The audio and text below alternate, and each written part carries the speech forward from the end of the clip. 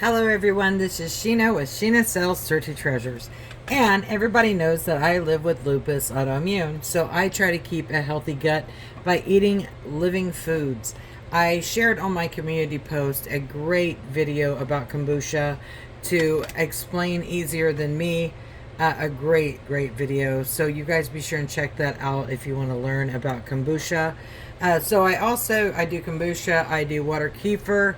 I sometimes do milk kefir. I haven't lately. And I do kombucha. I do first ferments, second ferments. I also make homemade sauerkraut, and I also make homemade Korean kimchi right here at home. And there's also some fermented Mexican drinks that I plan on making for you guys as well. So back to the Korean kimchi. So what I have here is a head of Napa cabbage that I chopped up. And then I pulled a couple of Egyptian walking onions from my container garden that I brought from my old homestead. And what I'm going to do is, so I chopped it up. It's all chopped up. I like to chop it small so it goes into the mason jars easily. What I'm going to use is a half-gallon mason jar. And I probably might take two, may not. We'll see. So the first thing I'm going to add is I have my chopped up Napa cabbage. Now I'm going to put in 5 cloves of garlic. Now you can make this any way you want. This is my own recipe. Do it as you want. Okay, there's that. And now I'm going to put the 3 Egyptian walking onions. Those have good microbes from soil. And here is my organic ginger. I like a lot of ginger. I like how it tastes. I like it. So now what I'm going to do is I am going to add 2 tablespoons of Korean chili flakes. Now this brand, I need to buy some more. Got it off Amazon.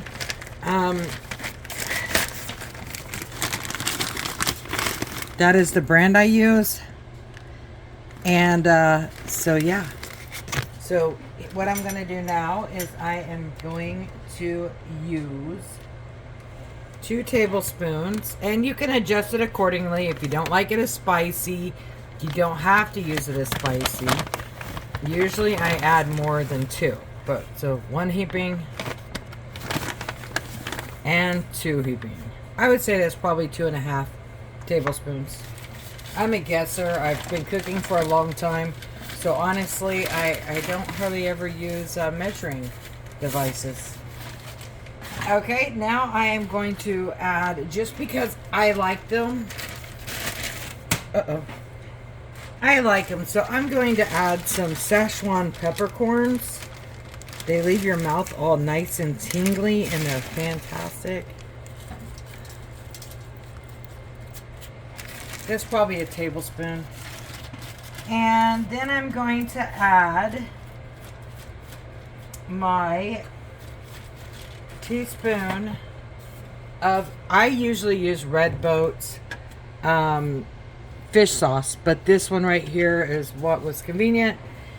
And so fish soap, the best fish sauce I've ever had is Red Boat, but since I don't have Red Boat, and I'm going to add in this 1 tablespoon. Then I am going to add turmeric. As soon as, first I'm going to do the salt. The salt, I'm going to use 1.5 tablespoons. You can use as much or as little as you want. It's not necessary for it's going to ferment anyway. You don't have to use mega salt to make sure there's nothing bad gets in there. This isn't the olden days, and they've updated a lot of information. I really like the San Francisco salt. It is smoked sea salt. I'm going to use a little bit of that just to give it a smoky flavor. Hell, might as well go more. And then I'm going to use a little bit of regular sea salt. No, I don't think I need that because the fish sauce offers a lot. So that's about 2.5 tablespoons of salt. Now I am going to add, because I love turmeric, 1 teaspoon of turmeric. So now what I'm going to do, if I had a pounder, I would be pounding this. However, I do not have a pounder, so I won't be pounding it. And I will be adding more flakes. Now you need to add this city water. I'm using spring water from a crystal geyser, because at the end of the day, you have to make sure that the fluid goes over. Oh, that already smells good.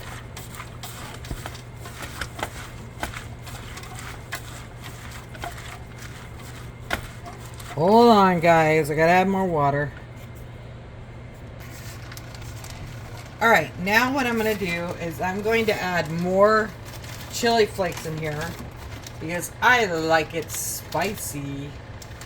So get ready for this. You're going to be like, oh my gosh. No. It's all good. Alright, here we go. I'm going to give this a stir around.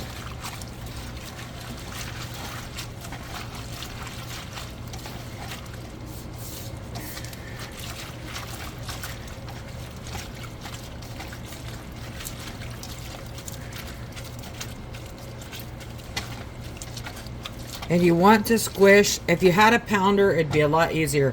You want to squish this to break down that cellular wall so that it ferments easier. You want to make sure to add enough water, spring water, to make sure that you have plenty of liquid in this.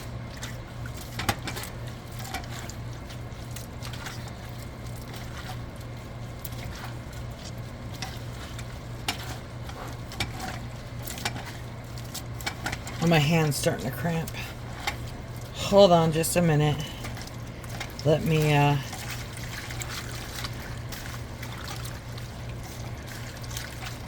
okay, give me a second and let me get a helper. Okay, well, since I don't have a pounder, a wood pounder, I'm just going to use my hand, my fist. That doesn't seem to hurt my fingers.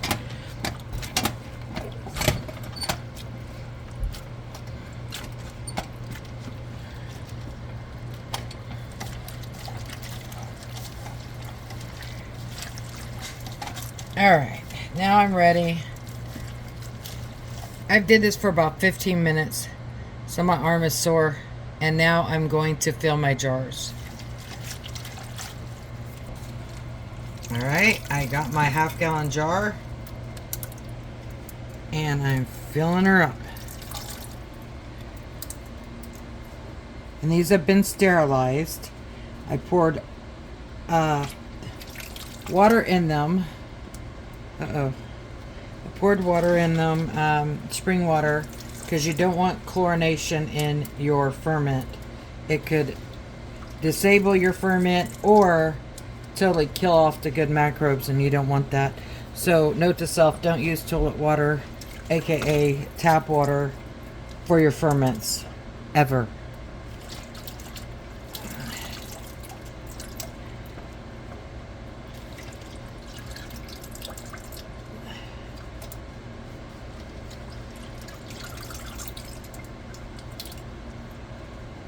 You know what, I should take some of this out and put some in a smaller jar, just so that it'll ferment faster. Alright.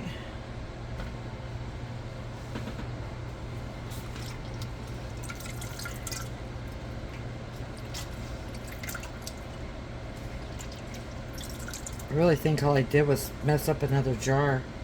Let me dump some of this out. Share some with the other.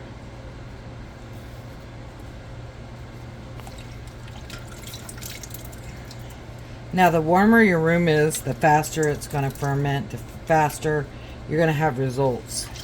So I'm going to put this in a dark location, but a warmer location, because I'm ready to eat it.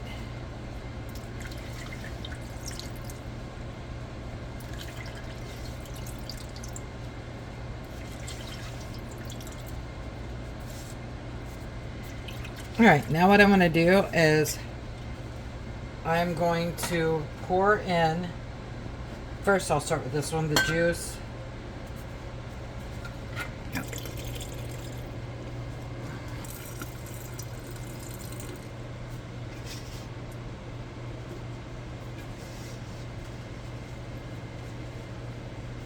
Right, now I've got them filled. I've got plenty of fluid in there. And now I'm going to put these fermenting lids on there so I don't have to worry about covering it with anything. And now I'm going to extract the air that's inside the jar. Prevents molding and air getting in there. And you'll say, how do you know when it's done? You know, you can actually use a vacuum sealer. They have ones that you can buy with a vacuum sealer. But this is alright. It's, you know, convenience. But, hey, it's cheaper. And, alright, now there's resistance. So all the air's out of that jar. I'm going to get the air out of this jar.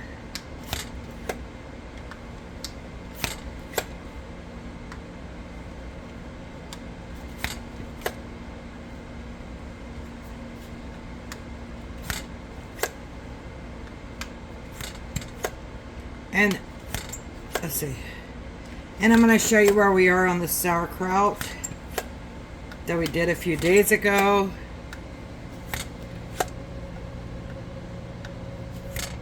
Right, now there's resistance. See the little titty pop out? See? Boom. All the air is out of that. Now I'm just going to put this in a warm location so that it can ferment. Okay, I'm going to check these in a couple of days and let the suck the air out.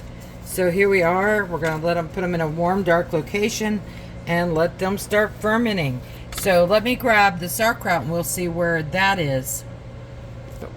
All right, so here is the sauerkraut we did, and as you tell, the titty is sticking out. That's what I call the valve. So I need to let some of this oxygen out. I don't think I can get the lid off because, well, I've had it on the refrigerator, on the top of the refrigerator fermenting. So let me let some of this out before I try to open it.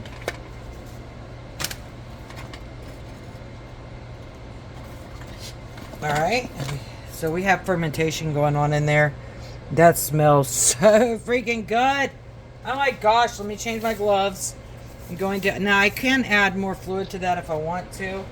I'm going to push this down in the jar with a clean glove, sterile glove on.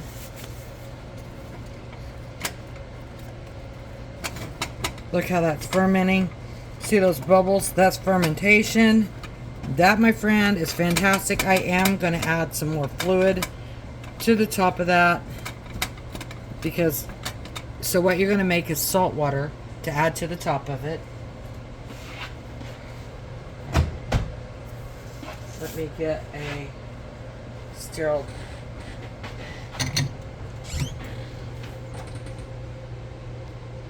You know what I can do? Let's see. Now I'll just use this cup right here.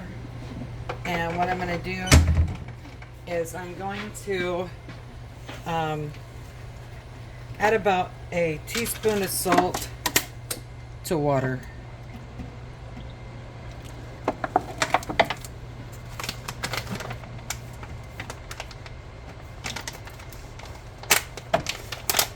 You know what? I'm gonna use this smoky salt. Smoky salt. Change it up a little.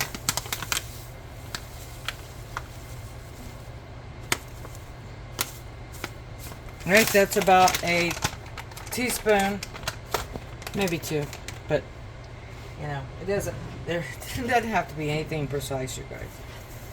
All right, so now I'm going to give this a little stir.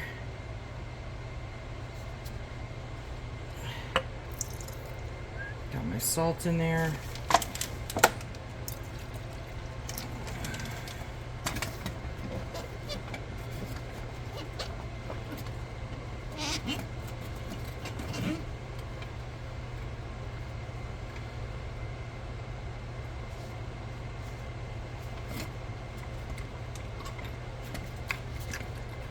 Oh yeah, that tastes good.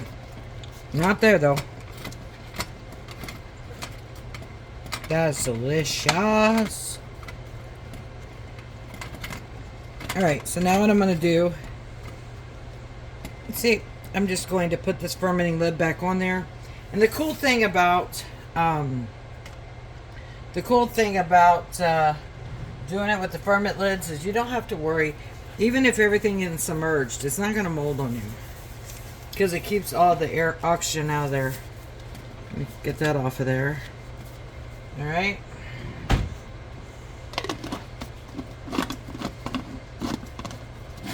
Lid's back on, and I'm going to extract the air.